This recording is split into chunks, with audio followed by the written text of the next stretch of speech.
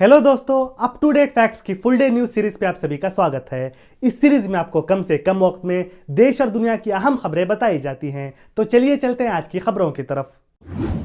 दोस्तों, भारत के ministry of home affairs ने भारत के स्वतंत्रता के 75 साल पूरे होने और नेताजी सुभाष चंद्र बोस की 126वीं सालगिरह के मद्देनजर जनवरी 17, 2023 से एक हफ्ते तक आज़ादी का Amrit Mahotsav iconic events week मनाने का फैसला किया है। इस मौके पर 17 जनवरी 2023 से 23 जनवरी 2023 के बीच मणिपुर, नागालैंड, ओडिशा, गुजरात, पश्चिम बंगाल और अंडमान निकोबार आइलैंड्स पर नेताजी सुभाष चंद्र बोस की याद में कई सारे इवेंट्स कंडक्ट किए जाएंगे।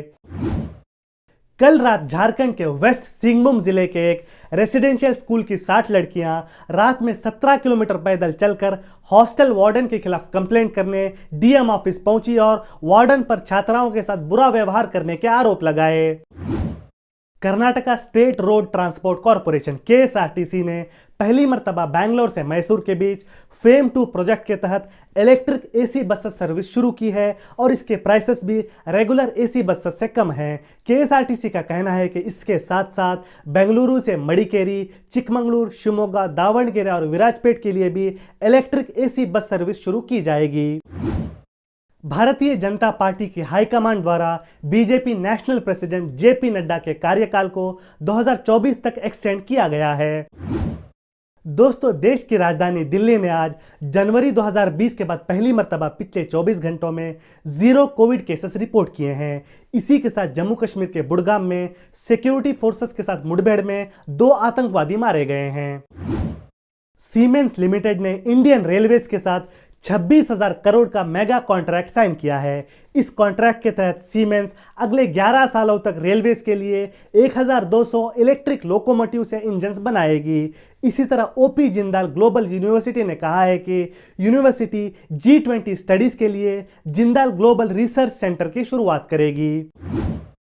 पाकिस्तान के प्रधानमंत्री शहबाज शरीफ ने आज स्टेटमेंट दी है कि पाकिस्तान ने भारत के साथ 3 जंगें लड़कर सीख ले ली है और जंग की वजह से उनके देश में सिर्फ गरीबी और भुखमरी ही बढ़ी है। उन्होंने ये भी कहा कि वो सेंसिटिव मुद्दों पर भारतीय लीडरशिप के साथ मिलकर डिस्कशन करना चाहते हैं।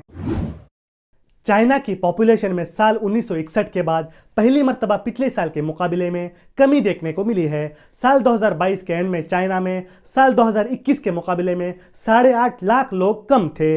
इसी तरह भारत साल 2023 में चाइना को पीछे छोड़ दुनिया के सबसे बड़ी आबादी वाला देश बन जाएगा। चाइना की इकोनॉमी भी साल 2022 में सिर्फ 3% की रेट से बढ़ी है, जो कि 1976 के बाद सबसे लोवेस्ट लेवल्स हैं। हैदराबाद के आखिरी निज़ाम मीर उस्मान अली खान के पोते मुकर्रम झा का निधन हो गया है। वो हैदराबाद के 8वें टाइटुलर निज़ाम थे। इसी के साथ पाकिस्तान के लश्कर तैयबा से ताल्लुक़ रखने वाले अब्दुल रहमान मक्की को यूनाइटेड नेशंस ने ग्लोबल टेररिस्ट घोषित कर दिया है। इंडियन एयरफोर्स और जापानीज एयरफोर्स के फाइटर जेट्स जापान के हायाकुरु एयरबेस पर 11 दिनों का युद्धाभ्यास करेंगे। इसी के साथ इलाहाबाद हाईकोर्ट ने यूपी के तमाम प्राइवेट स्कूल्स को साल 2021 में कलेक्टेड फीस में से 15% वापस बच्चों के पेरेंट्स को रिटर्न करने के आदेश दिए हैं।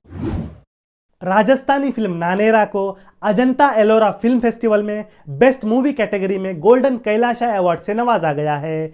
ये इवेंट कोविड की वजह से 2 सालों के गैप के बाद कंडक्ट किया जा रहा है। इंडियन कोस्ट गार्ड्स ने आज वेस्ट बंगाल के तट के करीब बे ऑफ बंगाल में फंसी 2 फेरीज जिन पर 511 लोग सवार थे रेस्क्यू कर लिया है। ये फेरीज गंगासागर मेला में भाग लेने के लिए जा रही थी। यूनाइटेड स्टेट्स के फ्लोरिडा के फोर्ट पियर्स में Martin Luther king day event के मौका पर 2 ग्रुप्स के बीच हुई फायरिंग में 8 लोगों को गोलियां लगी हैं। फैटेलिटीज की अब तक कोई खबर नहीं है। यूनाइटेड स्टेट्स में मार्टिन लूथर किंग जूनियर के जन्मदिन के मौका पर 16 जनवरी को मार्टिन लूथर किंग डे मनाया जाता है। चाइना के ऑफिशियल डेटा के मुताबिक चाइना में सिर्फ पिछले 1 महीने में 60,000 से ज्यादा कोविड रिलेटेड डेथ्स हुई हैं और बाकी दुनिया की माने तो ये नंबर काफी ज्यादा है। इस सिलसिले में WHO ने चाइना को एक्सेस मोर्टेलिटीज को मॉनिटर करने के लिए कहा है। Most wanted criminal Dawood Ibrahim की बहन हसीना सरकार के बेटे आदिल शाह ने नेशनल इन्वेस्टिगेशन एजेंसी NIA को बताया है कि दाऊद इब्राहिम कराची में है और उसने पाकिस्तान में एक पठान औरत से दूसरी शादी भी की है। यूरोपीय देश स्विट्जरलैंड के दावोस में चल रही वर्ल्ड इकोनॉमिक फोरम के पहले दिन महाराष्ट्र ने 45,900 करोड़ की इन्वेस्टमेंट्स हासिल की हैं। International rescue committee IRC, save the children और केयर नामी 3 NGOs ने अफगानिस्तान में तालिबान अथॉरिटीज से अपने फीमेल स्टाफ के काम करने को लेकर एश्योरेंस मिलने के बाद अफगानिस्तान में वापस अपने ऑपरेशन शुरू कर दिए हैं। तालिबान के अफगानिस्तान टेक ओवर के बाद इन सारे NGOs ने अपने ऑपरेशंस बंद कर दिए थे। यूनाइटेड किंगडम के पार्लियामेंट ने स्कॉटलैंड के जेंडर रिकॉग्निशन रिफॉर्म बिल को ब्लॉक कर दिया है। इस बिल में लोगों द्वारा जेंडर को चेंज करने के लिए आसानी पैदा की गई थी। इसी के साथ French company Louis Vuitton 400 billion Euros के मार्केट कैप के साथ यूरोप की मोस्ट वैल्यूएबल कंपनी बन गई है। स्विट्जरलैंड के वैज्ञानिकों का कहना है कि उन्होंने आसमानी बिजली को डिफ्लेक्ट करने या फिर उसके डायरेक्शन को चेंज करने वाले लेजर का आविष्कार कर लिया है। इस लेजर को स्विट्जरलैंड के माउंट सैंतीस पर टेस्ट किया गया था और टेस्ट के रिजल्ट्स पॉजिटिव आए हैं। साउथ अमेरिकन देश पेरू की कैपिटल लीमा में हजारों की संख्या में लोग प्रेसिडेंट दीना बोलवार्ते के खिलाफ प्रोटेस्ट कर रहे हैं। इस प्रोटेस्ट में अब तक पिछले 5 हफ्तों में 42 लोगों की मौत हो चुकी है। सोमालिया देश के हवदले में एक मिलिट्री बेस पर आतंकी ग्रुप अल शबाब के आतंकी हमले में 7 सोमाली सैनिकों की मौत हुई है। वियतनाम के प्रेसिडेंट गुवेन जुआन फुक ने अपने पद से इस्तीफा दिया है। दोस्तों, ये थी आज की फुल डे न्यूज़। हमारी वीडियो को लाइक और शेयर करें और अगर आपको इसी तरह national and international news short में सुननी हो तो हमारे चैनल को सब्सक्राइब करें। मिलते हैं अगली वीडियो में। धन्यवाद।